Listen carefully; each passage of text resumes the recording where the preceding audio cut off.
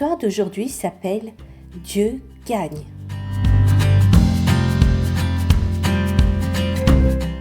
Le verset à mémoriser est tiré de 1 Samuel, chapitre 14, verset 6. Ça dit « Rien ne peut empêcher le Seigneur de sauver ». Le message d'aujourd'hui est « Dieu me donne la victoire ». Je ne peux pas. Je ne peux pas. Je ne peux tout simplement pas le faire. Avez-vous déjà ressenti cela?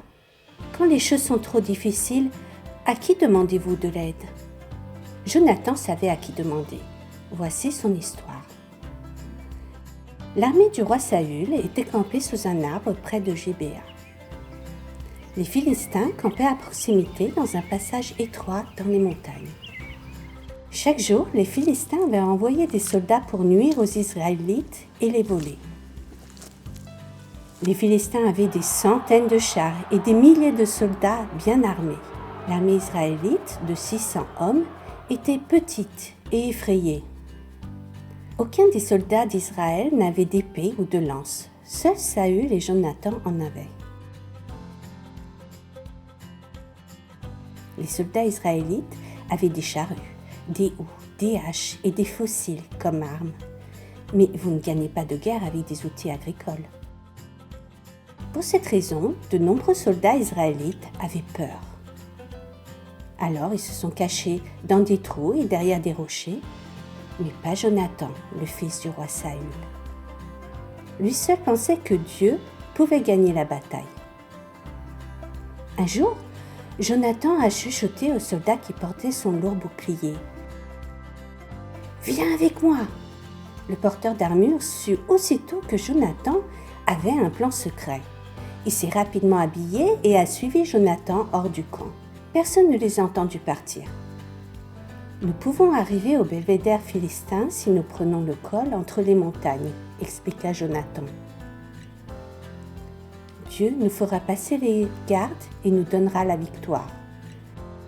Rien ne peut empêcher Dieu de nous sauver. Tu monteras le chemin, dit le porteur de l'armure. Je serai juste derrière toi. Allons-y, a déclaré Jonathan en commençant à monter. Si lorsqu'ils nous voient, ils nous disent d'attendre qu'ils descendent, nous attendrons. Mais s'ils disent « monte vers nous », nous saurons que c'est le signe que le Seigneur nous donnera une victoire. Après une randonnée lente et difficile, Jonathan et son porteur d'armure atteignirent le col. Ils s'avancèrent hardiment à la vue des gardes philistins. « Regarde !» cria l'un des gardes. « Les Israélites sortent de leur trou. »« Venez pour que nous puissions vous donner une leçon » cria un autre. « C'est notre signe » chuchota Jonathan. « Dieu les a remis entre nos mains. » Alors, les deux ont commencé à grimper sur cette falaise abrupte. Quand ils sont arrivés au sommet, Jonathan a avancé. Son porteur d'armure était juste derrière lui. 20 gardes philistins ont soudainement attaqué dans un petit espace. Mais Jonathan et son porteur d'armure savaient que Dieu les aiderait. Les Philistins ont été rapidement vaincus. D'autres gardes qui regardaient du haut des falaises ont paniqué. Ils sont devenus confus lorsqu'ils ont vu ce qui s'était passé. Ils ont crié pour le dire aux soldats du camp philistin. Et ces soldats ont paniqué.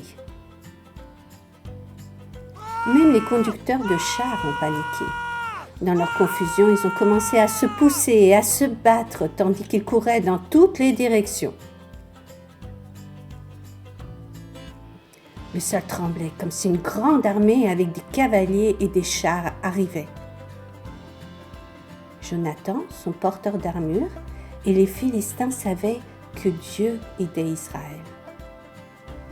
Lorsque le roi Saül et ses 600 soldats sont arrivés sur les lieux, Jonathan et son porteur d'armure se tenaient tranquillement à regarder les Philistins s'enfuir.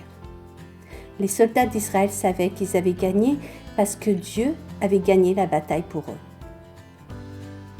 Aujourd'hui, le Seigneur nous a sauvés, ont-ils dit. Jonathan et son porteur d'armure étaient d'accord. Le Seigneur avait remporté une grande victoire. Rien n'avait empêché Dieu de les sauver.